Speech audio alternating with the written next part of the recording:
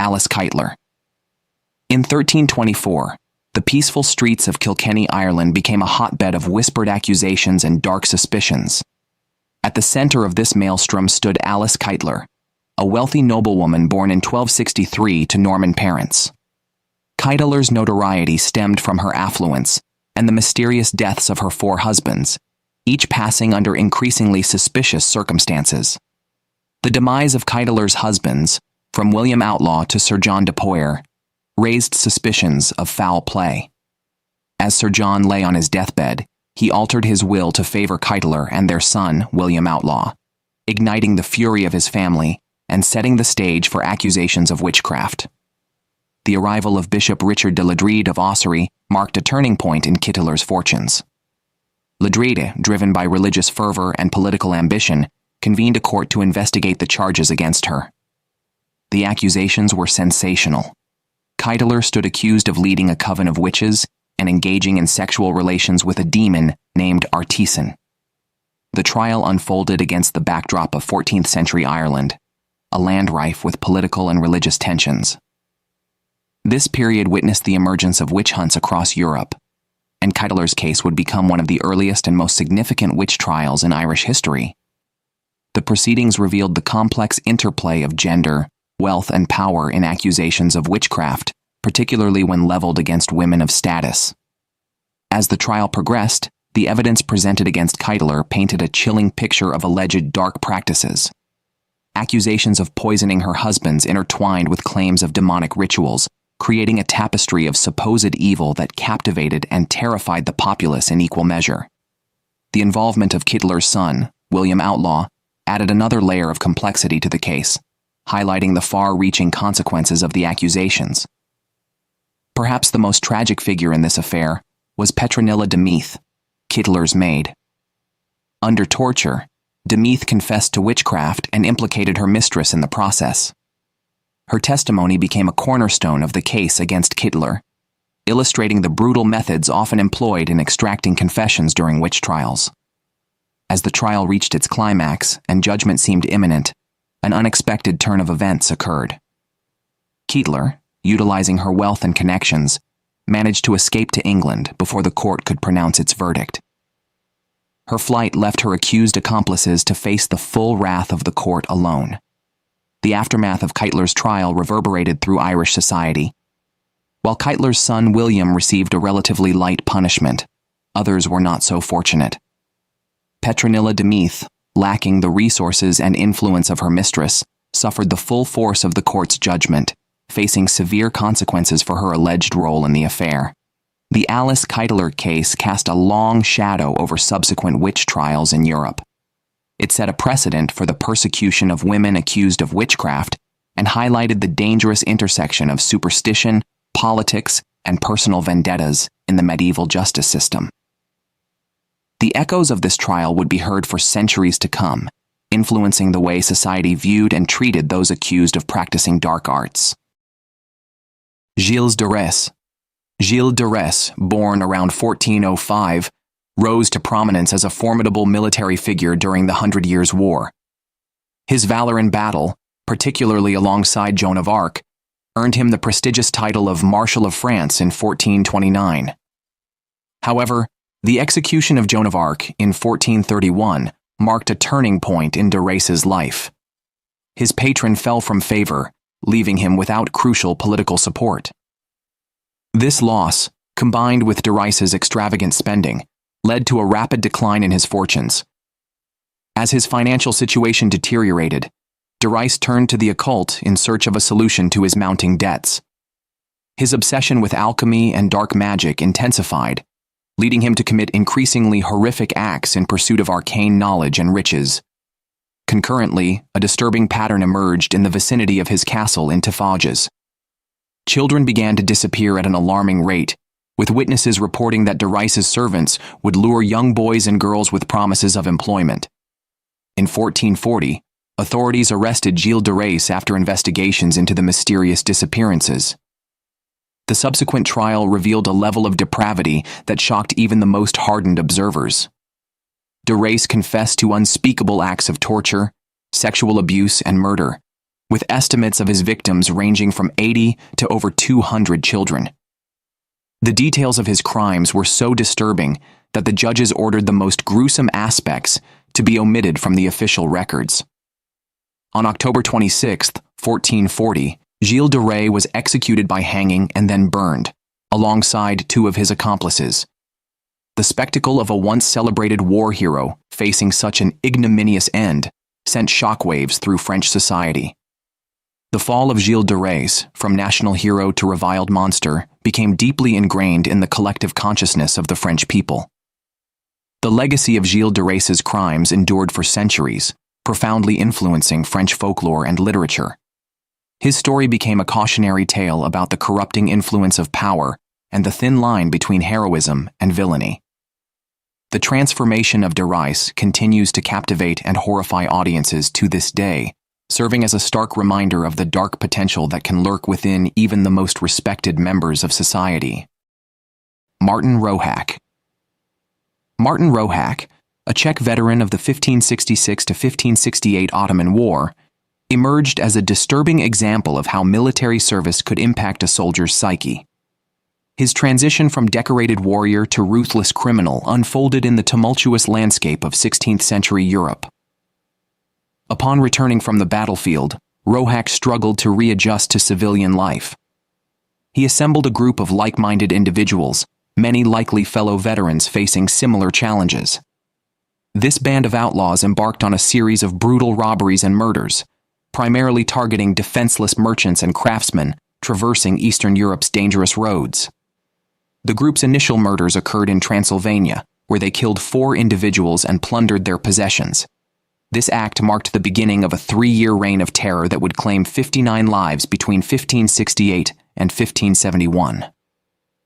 As their crimes continued, the brutality of Rohac's gang intensified, shocking even the most hardened observers of the time.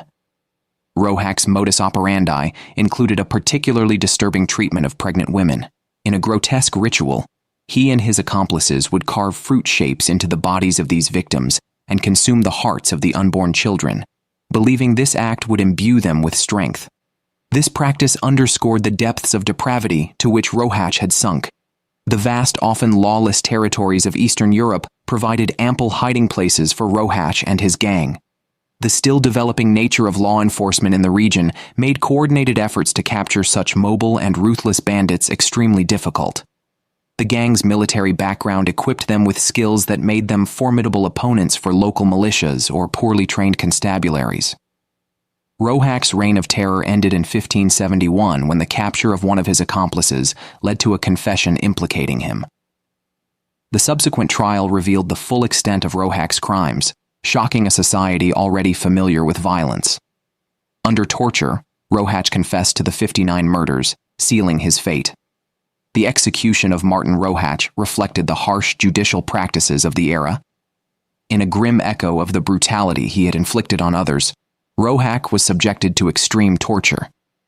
His fingers were removed, and he was torn apart by the breaking wheel, a particularly gruesome method of execution reserved for the most heinous criminals. Rohac's case had a profound impact on public perception of war veterans in 16th century Europe. His crimes highlighted the potential dangers posed by soldiers who, having experienced the brutalities of war, struggled to reintegrate into peaceful society. This legacy influenced attitudes towards veterans for generations, underscoring the complex relationship between military service, trauma, and criminal behavior. Bjorn Petursson. In the isolated landscape of 16th century Iceland, Bjorn Petursson emerged as a figure of terror. Known as the country's most prolific serial killer, Petursson's name became synonymous with fear and brutality, particularly in western Iceland. The region's rugged terrain and sparse population created an environment where outlaws could operate with relative impunity, leading to a series of mysterious disappearances that left communities in a state of constant fear and suspicion. While Pettersson's background remains largely unknown, the harsh conditions of medieval Iceland likely influenced his criminal path. He employed cunning methods to lure his victims, often posing as a helpful traveler to gain their trust before attacking. This strategy proved devastatingly effective in the isolated regions where he operated, folklore suggests that Petursson murdered at least 18 people, primarily motivated by robbery. Law enforcement in medieval Iceland faced significant challenges in apprehending criminals like Petursson. The vast, sparsely populated areas and limited legal structures of the 16th century meant that local communities often had to fend for themselves. Many were reluctant to cooperate with authorities, fearing retribution from criminals. Petursson's notoriety was amplified by folklore and oral traditions. Tales of his crimes spread throughout Iceland, growing more terrifying with each retelling. These stories often depicted him as a fearsome figure who preyed on the weak, reinforcing societal fears of crime in isolated communities. The blend of fact and fiction surrounding Pettersson's exploits contributed to his status as one of Iceland's most infamous criminals. As his reign of terror continued, the need for Pettersson's capture became increasingly urgent. In 1596, his luck finally ran out. The exact details of his capture remain unclear, but it likely resulted from the combined efforts of local communities and authorities. Pettersson's punishment was severe, reflecting the brutality of his crimes and the harsh justice system of the time. The legacy of Bjorn Pettersson's crimes had a lasting impact on Icelandic culture and literature. His story became a cautionary tale, warning of the dangers that could lurk in the isolated landscapes of the island. The blend of historical fact and folkloric embellishment surrounding Pettersson's exploits ensured that his name would be remembered for generations, cementing his place in the dark annals of Icelandic history. Jan Philippon Dambrovski. From the frozen shores of Iceland, we turn to the opulent halls of the Catholic Church in Olomouc, where a series of mysterious deaths in the 16th century uncovered a conspiracy that reached the highest echelons of religious authority. Jan Philippon Dambrovski, a Roman Catholic priest and dean of the Olomouc chapter, held a position of significant influence within the church hierarchy. Between 1570 and 1585, 4 bishops met untimely ends under suspicious circumstances, including respected leaders Willem Prusinovski, Zvikova, and Jan Mazuns Telche. The political and religious climate of 16th century Olomouc was fraught with tension and intrigue. Dambrovski, driven by his aspirations to become a bishop, resorted to poison as his weapon of choice. The exact nature of the poison remains unknown, but its effects were undeniable. Victims would fall ill suddenly, their health deteriorating rapidly until death claimed them. As suspicions grew, Bishop Stanislav Pavlovsky launched an investigation at the end of 1585. Despite the challenges posed by Dambrovski's position within the church, a pattern began to emerge, pointing to his involvement in the bishop's deaths. The investigation culminated in Dambrovski's arrest and trial by an Olomouc ecclesiastical court on February 3, 1586. During the interrogations, Dambrovski made a shocking confession, admitting to the poisoning of 4 bishops. This admission sent shockwaves through the Catholic community, shattering the illusion of sanctity that surrounded the church's highest offices. The confession led to Dambrovski's swift conviction and severe punishment. He was stripped of his priesthood, honors, and benefits, effectively excommunicated from the institution he had served and betrayed. Dambrovski was imprisoned at Hookvaldi Castle, where he steadfastly refused to proclaim his innocence, even attempting to escape during his confinement. The exact date of his execution remains unknown, but records indicate that he was ultimately handed over for execution after a lengthy period of investigation and deliberation. His crimes and subsequent downfall exposed the dark undercurrents of ambition and corruption that could exist even within the most revered religious institutions of the time. Elizabeth Bathory. Elizabeth Bathory, born on August 7, 1560, into the powerful House of Bathory, became known as history's most prolific female serial killer. Her noble status and extensive landholdings in the Kingdom of Hungary granted her significant social and political influence, creating an environment where her actions could remain hidden from scrutiny for years. As Bathory entered adulthood, unsettling rumors began to circulate about her behavior. Whispers of cruelty towards servants and young girls spread throughout the region, painting a disturbing picture of life within her castle walls. These rumors, initially dismissed as mere gossip, would prove to be harbingers of the horrors to come. Between 1590 and 1610, Bathory allegedly engaged in a reign of terror that would shock even the most hardened observers. Her methods of torture included the use of needles, burning, and other forms of severe physical abuse. Contemporary accounts described blood-soaked torture chambers and the presence of mutilated bodies within the castle walls. It was not until 1610 that the full extent of Bathory's crimes began to come to light. A Lutheran minister, István Magyari, lodged complaints about the countess's activities, leading to a royal inquiry conducted by György Thurzó. The investigation uncovered substantial evidence against Bathory, including testimonies from over 300 witnesses, many of whom were former servants and local villagers who reported the disappearances of young women. On December 29, 1610, Thurzó and his men entered Bathory's castle, where they discovered gruesome evidence of her crimes. Remarkably, Bathory was never formally tried. Instead, she was imprisoned within her own castle at Chaktice, where she remained until her death in 1614. The exact number of her victims remains a subject of debate, with estimates ranging from 80 to 650, though the higher figure is often considered exaggerated. The legacy of Elizabeth Bathory's crimes has endured for centuries, influencing vampire folklore and popular culture. The infamous legend that she bathed in the blood of virgins to retain her youth, while largely considered fictional, emerged long after her death and has become an integral part of her dark mythology. Bathory's story continues to captivate and horrify, serving as a chilling reminder of the potential for evil that can lurk behind even the most prestigious facades. Geordie Bourne. As Elizabeth Bathory's reign of terror concluded, a different predator thrived in the tumultuous border region between England and Scotland. The English marches, characterized by lawlessness in the late 16th century, bred a unique brand of criminal known as reavers. Among them, Geordie Bourne emerged as the most feared, known for his brutal efficiency and audacious exploits. The political tensions between England and Scotland created an environment where criminal activities flourished, as neither nation could effectively police the border regions. Geordie Bourne exploited this instability, conducting a series of brutal raids that struck fear into the hearts of both English and Scottish border dwellers. His gang operated with impunity, utilizing their intimate knowledge of the rugged terrain to evade capture. Bourne's methods were characterized by efficiency and brutality. He conducted lightning raids on unsuspecting settlements, using the element of surprise to overcome resistance. His ability to strike and vanish into the wild landscape of the marches significantly contributed to his fearsome reputation. The impact of Bourne's crimes on local communities was profound.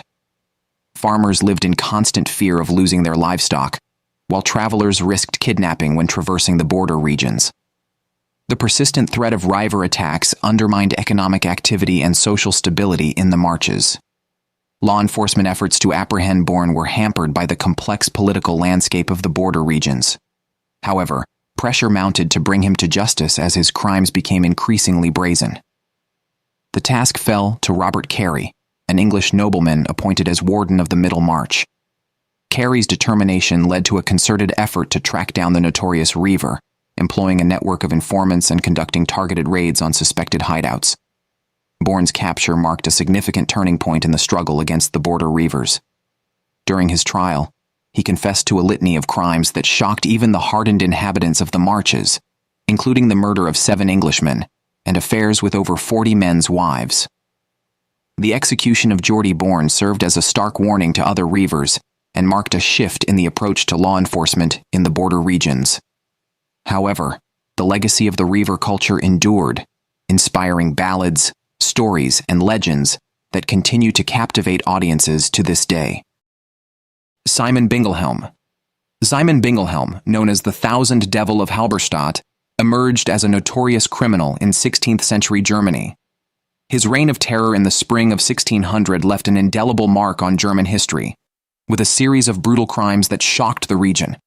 The socio-economic conditions of the late 16th century, characterized by social upheaval and economic hardship, likely influenced Bingelhelm's descent into criminality. Bingelhelm's crimes were exceptionally brutal and wide-ranging. During his interrogation, he confessed to 71 crimes, including 26 murders.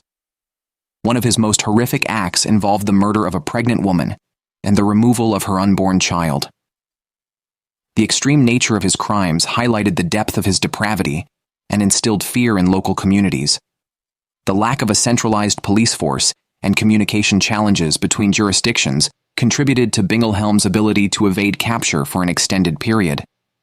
Superstition and folklore played a significant role in amplifying his notoriety, with his nickname reflecting the supernatural aura that surrounded his crimes in an era where belief in witchcraft and demonic possession was widespread. Bingelhelm's capture in the spring of 1600 led to his interrogation in Groningen, where he revealed the full extent of his criminal activities under brutal torture methods typical of the time. His confession included details of numerous burglaries, thefts, infanticide, and the use of children's remains in rituals, painting a picture of a man who had descended into the darkest depths of human depravity. The execution of Bingelhelm was a gruesome spectacle designed to serve as both punishment and deterrent. He was attacked with pincers for honor, dragged to the town court, then quartered, reinforcing the power of the state and the consequences of defying its laws. Bingelhelm's case exemplified the intersection of crime, superstition, and public perception in 16th century Germany, significantly influencing the way society viewed and dealt with extreme criminal behavior for generations to come. Catalina de los Rios y Lisperger.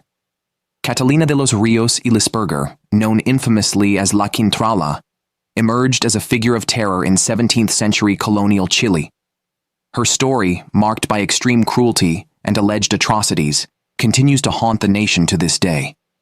Born into a prestigious family, Catalina's position of power within the colonial hierarchy enabled her to commit acts that would soon overshadow her noble status. The region surrounding Catalina's estates became plagued by mysterious deaths and disappearances. Servants and indigenous workers vanished without explanation, while those who opposed her often met untimely ends. The frequency of these incidents led to growing fear and whispered accusations among the local population. The social and racial dynamics of colonial Chile created an environment where abuse of power often went unchecked, particularly for members of the elite class. This context allowed Catalina to act with relative impunity for an extended period. Among the most notorious incidents attributed to Catalina was the alleged murder of her own father, Gonzalo de los Rios. Reports suggest she poisoned him when he fell ill, an act that exemplified the extreme measures she would take to secure her influence. This patricide became a central element in the dark legend surrounding La Quintrala. Accusations of witchcraft further fueled Catalina's notoriety. Her red hair, which resembled the color of the Quintrala flower and inspired her nickname, was perceived by some as a mark of supernatural abilities. These allegations of dark magic intertwined with her reputation for cruelty, solidifying her fearsome image in Chilean folklore. In 1660, after numerous complaints about her treatment of indigenous workers and servants, Catalina finally faced trial. The proceedings highlighted the complexities of colonial justice systems, particularly in cases involving the nobility. Despite being charged with approximately 40 murders, the slow pace of the judicial process allowed her to manipulate the outcome. The resolution of Catalina's case proved as controversial as her life. She was never convicted of the numerous murders attributed to her, instead facing a relatively lenient punishment. This outcome reflected the limitations of colonial justice and the enduring influence of her family connections. Catalina de los Rios y Lisperger's legacy as a cruel and powerful figure endures in Chilean culture. Her story has become deeply ingrained in folklore, where she often serves as the archetype of the wicked noblewoman. This lasting impact reflects both the historical realities of colonial oppression and the societal fears of unchecked power and cruelty. Giulia Tofana. In the early 17th century, a mysterious poison known as aqua tofana emerged in Italy, becoming the weapon of choice for women seeking to escape unhappy or abusive marriages. This colorless, odorless liquid, allegedly created by Giulia Tofana, gained notoriety as it swept through Italian cities, targeting the patriarchs of society. The societal conditions of 17th century Italy were marked by limited rights for women, particularly in the context of arranged marriages. Many women faced domestic violence and had no legal recourse to escape their situations. This environment of oppression and desperation created a demand for aqua tofana, which promised a silent and untraceable means of liberation. Composed of arsenic, belladonna, and lead, aqua tofana's effects were insidious and difficult to detect. Its gradual poisoning method allowed perpetrators to avoid suspicion, as victims appeared to succumb to natural illnesses. The poison was distributed through a covert network of women, disguised in small vials adorned with the image of Saint Nicholas to avoid raising alarm. As the number of unexplained deaths among Italian noblemen increased, authorities began to investigate. The aqua tofana conspiracy was finally uncovered in 1659 when one of Tofana's clients confessed to using the poison. This revelation led to Giulia Tofana's arrest and torture, during which she admitted to her role in creating and distributing the deadly concoction. Historians estimate that aqua tofana was responsible for at least 600 deaths between 1633 and 1651. Giulia Tofana was executed in 1659 alongside her daughter and several accomplices. Their public execution served as a stark warning to others who might consider similar acts of covert violence. The aqua tofana affair left a lasting impact on Italian society and law. It exposed the deep-seated issues of gender inequality and domestic abuse that plagued the era, forcing a re-examination of women's rights and societal norms. The case also led to increased scrutiny of unexplained deaths and advancements in forensic medicine to detect poisoning.